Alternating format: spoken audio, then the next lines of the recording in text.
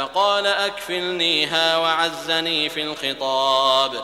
قال لقد ظلمك بسؤال نعجتك إلى نعاجه وإن كثيرا من الخلطاء ليبغي بعضهم على بعض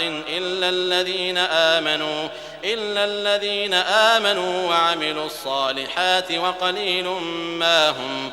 وظن داود أنما فتناه فاستغفر ربه وخر راكعا وأناب فغفرنا له ذلك وإن له عندنا لزلفى وحسن مآب.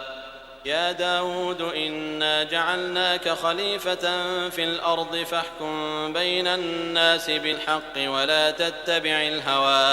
ولا تتبع الهوى فيضلك عن سبيل الله.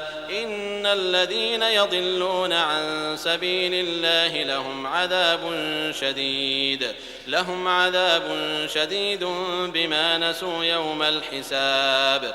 وما خلقنا السماء والأرض وما بينهما باطلا ذلك ظن الذين كفروا فويل للذين كفروا من النار.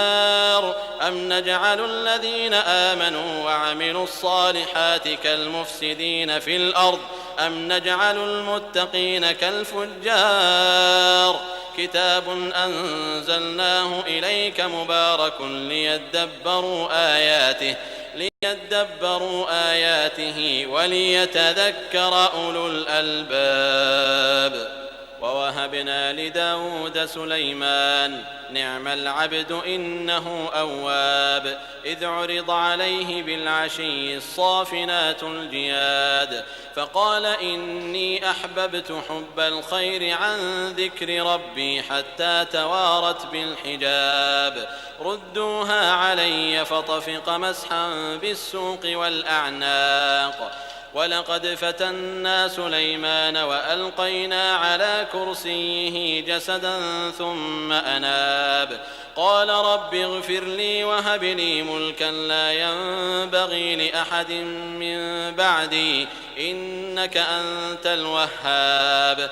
فسخرنا له الريح تجري بأمره رخاء